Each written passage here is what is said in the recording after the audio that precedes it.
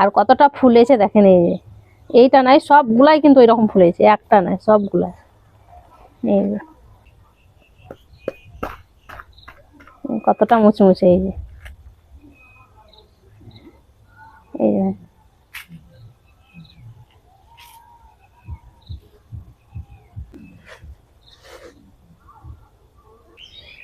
আসসালামু আলাইকুম, মেহেক কিচেনে আপনাদের সবাইকে স্বাগত। আজকে আমি শীতের সবজি বেগুন দিয়ে বেগুনি বানিয়ে দেখাবো। আর এই শীতের সময়তে সন্ধ্যার সময় দেখবেন বেগুনি বলেন, চপ বলেন, যে কোনো পকোড়া তেল ভাজা জিনিস খেতে খুবই ভালো লাগে। তো বেগুনিটা কিভাবে ভাজবো, অনেকক্ষণ ধরে মুচমুচে থাকবে, সব কিছু আপনাদেরকে বলে দেবো। তাই ভিডিওটা প্রথম থেকে শেষ পর্যন্ত দেখবেন, খুব ভালো লাগবে। বেগুনি ভাজার পরে একদম নরম হয়ে যাবে না, অনেকক্ষণ মুচমুচেই থাকবে। তো এখানে আমি একটা বড় সাইজের বেগুন নিয়েছি, বেগুনটা এবার কেটে নেব।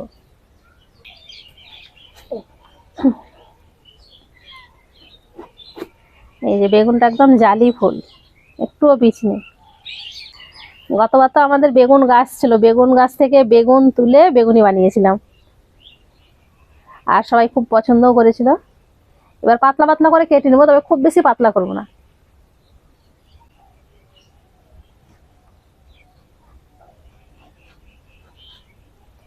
এই যে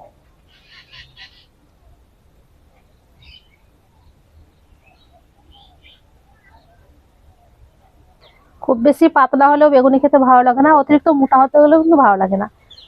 মোটা হতে গেলে সেদ্ধ হবে না, আর পাতলা হতে গেলে খুব বেশি টেনশন হয়ে যায়, তোমার তো ভালো লাগে না।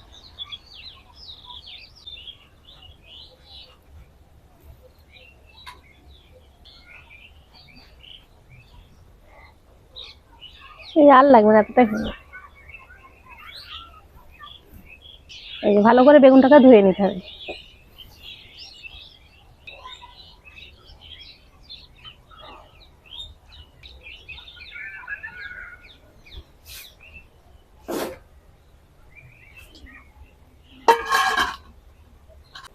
বেগুনির জন্য এবার ব্যাটারটা রেডি করব।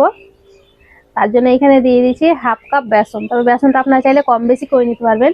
যদি মনে করেন বেশি বেগুনি বানাবো তাহলে একটু বেশি করেই মানে ব্যাটারটাকে রেডি করতে হবে।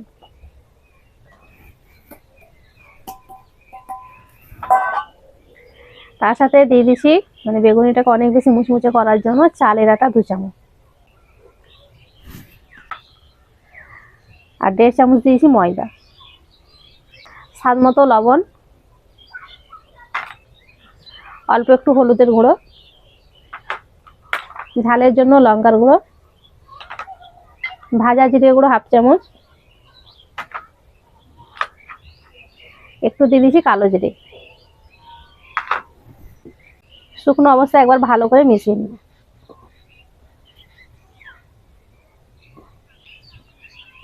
এখানে আমি নর্মাল পানি নিয়েছি, আর অল্প অল্প পানি দিয়ে ব্যাটারটাকে ভালো করে গলে নেব।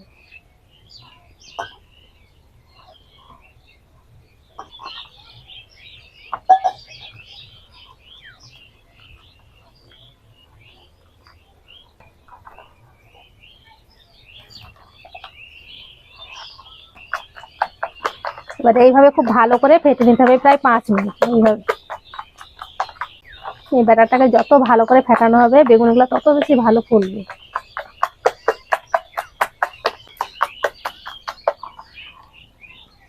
প্রায় 5 মিনিট খুব ভালো করে ফেটে নিয়েছি, আর ব্যাটারটা দেখেন এইরকম হবে, খুব বেশি পাতলা হবে না। এবার সব শেষে দিয়ে দিছি অল্প একটু খাবার সোডা, এটা দিয়ে আবারও খুব ভালো করে ফেটে নিই।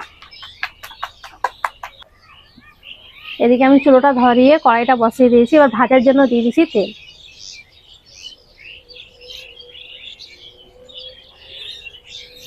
আর তেলটাকে খুব ভালো করে গরম করতে হবে। ব্যাটারটাকে আমি খুব ভালো করে ফেটে নিয়েছি, আর ব্যাটারটা কিন্তু খুব ভালো করে নিতে হবে। খুব বেশি পাতলা হবে না, খুব বেশি ঘনও হবে না। খুব বেশি যদি পাতলা হয় তাহলে বেগুনে যখন লাগাবেন তখনই সঙ্গে সঙ্গে পড়ে যাবে, আর খুব বেশি মোটা হতে গেলে লেয়ারটা খুব বেশি পুরো হয়ে যাবে, তখন কিন্তু ভালো লাগবে না। আর এদিকে তেলটাও ভালো মতন গরম হয়ে গেছে।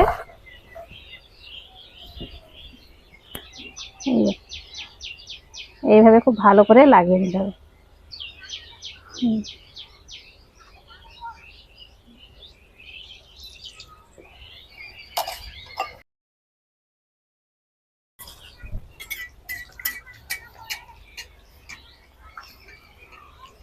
এইভাবে তেল দিলে পরে খুব সুন্দরভাবে ফুলে উঠবে।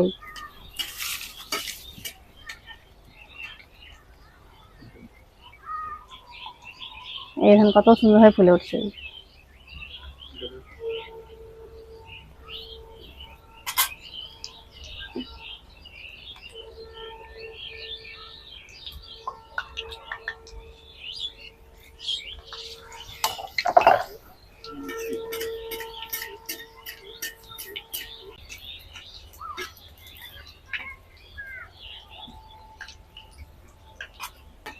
এইভাবে উল্টে পাল্টে খুব ভালো করে ভেজে নিতে হবে। যদি কাঁচা অবস্থায় ওঠে না তাহলে কিন্তু তাড়াতাড়ি বেগুনটা নরম হয়ে যায়। তার জন্য ভালো করে ভাজতে হবে, তাহলে অনেকক্ষণ পর্যন্ত মুচমুচে থাকবে। এই যে ফুলে গেছে বলে তুলে নিলে কিন্তু হবে না, কাঁচা আছে এখন। ভালো করে লাল করে ভাজতে হবে।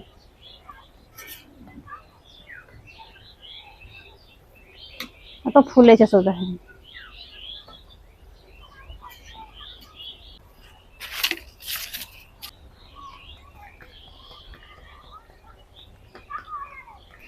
বেগুনিগুলো ভাজা হয়ে গেছে, আবার উঠিয়ে দেবো। আর এখন দেখেন একটু আর কাঁচা নেই, যে এরকম করেই ভেজে নিতে হবে।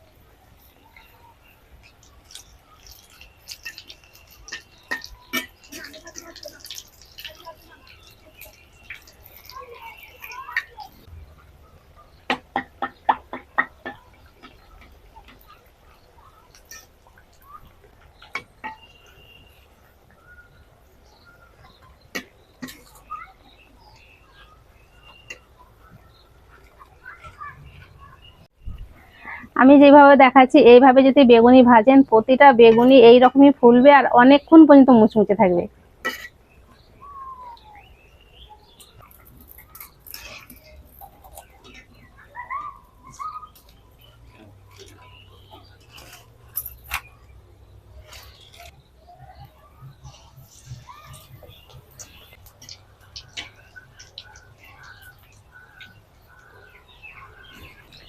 বেগুনি যখনই ভাজবেন শুধু বেসন দিয়ে ভাজবেন না, তাহলে কিন্তু অতটা ভালো হয় না।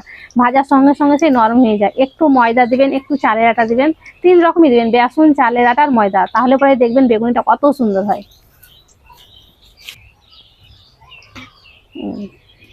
দেখে হয়তো বুঝতে পারছেন কতটা মোটা হয়েছে।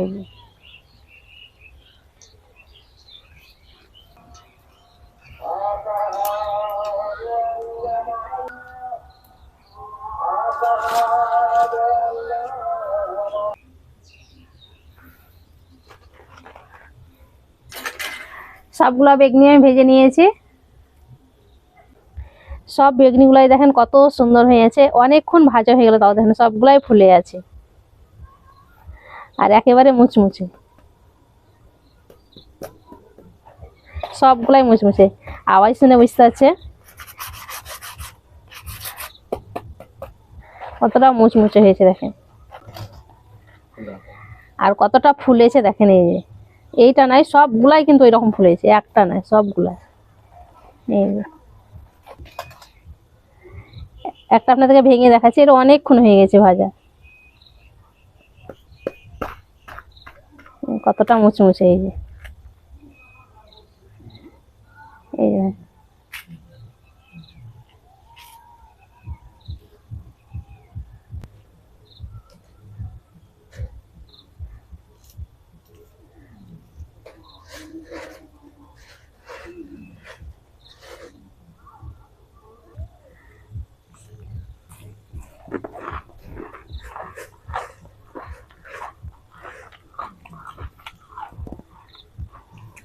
বেগুনিটা খেতে দারুণ হয়েছে, আর মুড়ির সঙ্গে আরো বেশি ভালো লাগছে। আপনারা চাইলে কিন্তু এটা গরম গরম ভাতের সঙ্গে খেতে পারেন, খেতে কিন্তু দারুণ লাগবে।